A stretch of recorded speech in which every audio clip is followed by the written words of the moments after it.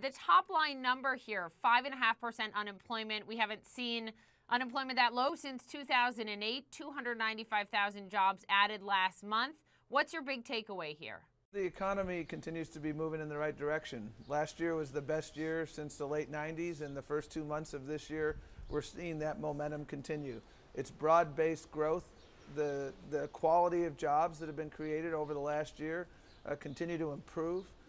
You see construction jobs, those are good middle-class jobs. You look at 60 months in a row of private sector job growth and 12 million jobs, and the area where we've seen the most job growth is business and professional services, which are very good jobs. And so we clearly have the wind at our back, and we clearly have some more work to do. So no one's spiking the football around here because we know that we want to continue this momentum.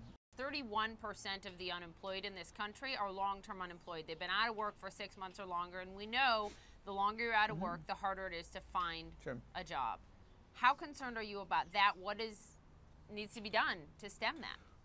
The long-term unemployed, in terms of where we were a year ago, where we are now, the bulk of the people who have gotten work over the last year, gone from the ranks of the unemployed to the employed, have been long-term unemployed. So it's moving in the right direction, but I completely agree with you that it's still way too high. And that's why we've had a number of very targeted interventions to help pick up the pace of long-term unemployed getting back into the workforce. I'm heartened that so many have gotten back into the workforce, and I am motivated by the fact that there are way too many that still need to get back into the workforce, and that's a huge focus of our efforts. Wage growth is still stagnant. When you look at hourly workers' wage growth in this country, it's just rising about 0.1% month over month. That is a concern for people, even though the top line number is higher. Are you worried about that?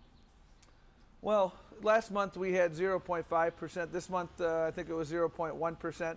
With no inflation, that's helpful. So it does equal real wage growth. At the same time, we need to do better. We just saw Walmart announce that they are raising wages for all hourly workers across the board. President Obama even called the CEO of Walmart to applaud him on that. I wonder if you think, Secretary, that is going to be the beginning of a trend we see across American corporations. You see a lot of companies recognizing what Henry Ford recognized over 100 years ago, which is when you pay your employees a decent wage, what they do with that money is they spend it, and it creates a virtuous cycle. Roughly 70% of GDP growth is consumption. And this has been, in the words of a number of employers who said to me, this is a consumption-deprived recovery because people don't have enough money in their pockets. We're beginning to see that change.